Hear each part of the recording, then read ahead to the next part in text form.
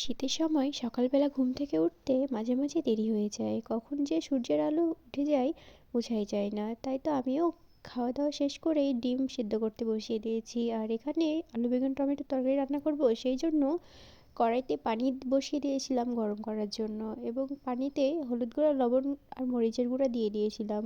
ওটা সিদ্ধ হতে হতে এদিকে আমি আলুগুলোকেও কেটে ধুয়ে নিয়েছিলাম।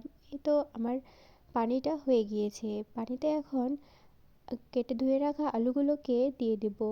এই আলুটা হতে থাকতে থাকতে আমি এখন বেগুনগুলোকেও কেটে ধুয়ে নিয়েছি। এভাবে করে রান্না করলে সহজ হয়, আর যদি সব গুছিয়ে নিয়ে করতে আসতাম তাহলে আমার তো অনেক দেরি হয়ে যেত। আলুর ভাপটা কিছুক্ষণ হয়ে গিয়েছে, এরপরে আমি বেগুনগুলোকে দিয়ে দিচ্ছি। বেগুনগুলোকে তাড়াহুড়ো করে কাটার জন্য খুব বেশি একটা চিকন হয়নি। এই তো এখন আমি বেগুনগুলোকে দিয়ে একটু নাড়া দিয়ে এখন ঢেকে দেব। তারপরে খুব ভালোভাবে ভাপ দিয়ে নেব। ভাপ হতে হতে এখন আমি টমেটোগুলোকেও কুচিয়ে নিয়েছি। এই তো কুচি করে রাখা টমেটোগুলো এখন আমি তরকারির মাঝে দিয়ে দিলাম। বেগুন আর আলুটা যখন প্রায় সিদ্ধ হয়ে এসেছে তখন টমেটোটা দিয়ে দিয়েছি।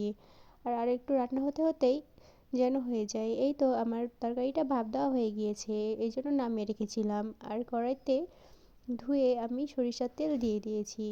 গরম হয়ে আসলে এখন এটাতে রসুন কুচি দিয়ে দিয়েছি।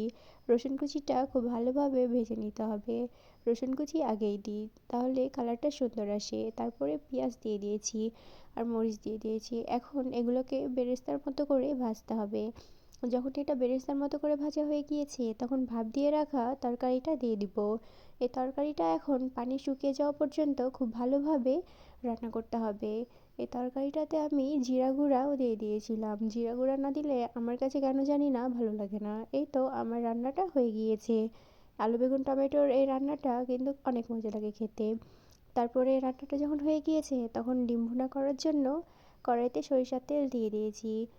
তেল দেওয়ার পরে প্রথমে রসুন কুচি দিয়ে দিয়েছি। রসুন কুচি আগে দিলে এই রসুনের কালারটা অনেক সুন্দর আসে, সাদা সাদা হয়ে থাকে না, দেখতেও ভালো লাগে। তারপরে পেঁয়াজ দিয়ে দিয়েছিলাম। পেঁয়াজ দেওয়ার কিছুক্ষণ পরে শুকনো সব মশলাগুলো দেওয়ার পরে টমেটো দিয়ে দিয়েছি। ডিম ভুনাতে শীতের সময় টমেটো না দিলে কেন জানি না ভালো লাগে না। আর এমনি সময়তেও ডিম ভুনা খেতে ইচ্ছা করে না, টমেটো দিলে অনেক মজা লাগে। এই তো ডিমগুলোকে আমি ভেজে রেখে দিয়েছিলাম।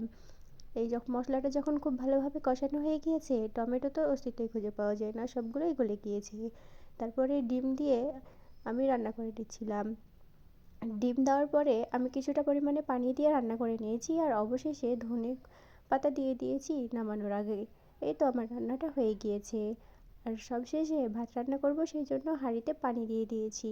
এই তো পানিটা ভালোভাবে গরম হয়ে গিয়েছে। এখন আমি চালগুলোকে খুব ভালোভাবে ধুয়ে পানিতে দিয়ে দিলাম। এভাবে আমার ভাত রান্নাটাও হয়ে গিয়েছে। এই তো আজকে রান্না বান্না এগুলোই ছিল।